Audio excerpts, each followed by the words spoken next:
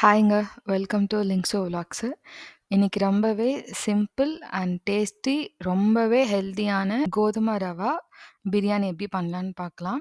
ரொம்பவே சிம்பிளான வெஜ்ஜீஸ் தாங்க. வெங்காயம், கேரட், பீன்ஸ், ஒரு பச்சை மிளகா, கருவேப்பில, புதினா, கொத்தமல்லி, தக்காளிங்க. ஸ்டவ் ஆன் பண்ணிட்டு, பேன் வச்சுட்டு 2 tablespoon of ghee. Weight loss பண்றவங்க ரொம்பவே கம்மியா சேர்த்துக்கலாங்க. நான் இங்க ஒரு 1 1/2 டம்ளர் வந்துட்டு அந்த கோதுமை ரவா எடுத்திருக்கேன். கொஞ்சம் நல்லா அது வறுபட்ட உடனே வந்து அத நம்ம தனியா எடுத்து வச்சுக்குவோம். இது கொஞ்சம் நல்லா வந்து வறுக்கணுங்க. மீன்வேல் டைம்ல வெயிட் லாஸ் பண்றவங்க, இல்ல அப்டின்னா வந்துட்டு கிட்ஸுக்கு வந்து ஒரு டிஃப்ரெண்ட்டா பண்ணி குடுக்கணும்னு நெனைக்கிறவங்க வந்துட்டு இது செய்யலாம். ப்ரெஷர் குக்கர் எடுத்துட்டு 1 tablespoon of ghee and 1 tablespoon of oil. நான் இங்க வந்துட்டு மொத்தமா ஹோல் ஸ்பைசஸ் வந்து அரைச்சு வச்சிருக்கேன். ஸோ, அத நான் போட்டிருக்கேன். தென் ஒரு பச்சை மிளகா போட்டிருக்கேன். வெங்காயம் நல்லா வதங்கட்டும்.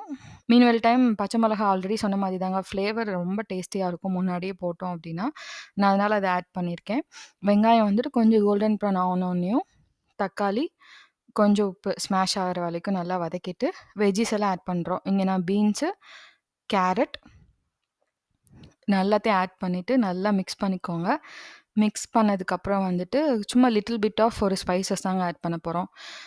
அதுக்கப்புறம் வந்து புதினா, கொத்தமல்லி ஆட் பண்ணிட்டு, லிட்டில் பிட் ஆஃப் ஸ்பைசஸ் என்னன்னா, கொஞ்சம் மிளகா பொடி, கொஞ்சம் மல்லிப்பொடி, கொஞ்சம் கரம் மசாலா பொடி. எல்லாமே ஒரு 1/2 ஸ்பூன் போதும். பிகாஸ் ஆஃப் இது டூ மச் ஆஃப் ஸ்பைசஸ் இருந்தோம் அப்டின்னா ரொம்ப தெகட்ட ஆரம்பிச்சுரும். ஸோ, அதனால நான் ரொம்ப கம்மியா மைல்டா தான் போட்டிருக்கேன்.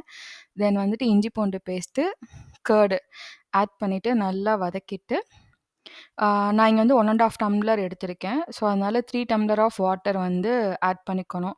அதுக்கு முன்னாடி நம்ம அந்த வறுத்து வச்சிருக்கிற அந்த ரவா இருக்குல்ல, அதையும் வந்துட்டு முன்னாடி நல்லா வெஜ்ஜீஸோட மிக்ஸ் பண்ணிட்டு, 3 டம்ளர் ஆஃப் வாட்டர் ஆட் பண்ணிட்டு, நல்லா மிக்ஸ் பண்ணிட்டு,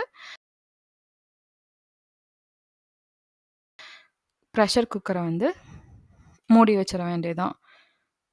மூடி வச்சுட்டு ஒரு 3 விசில்ஸ் வரட்டும்.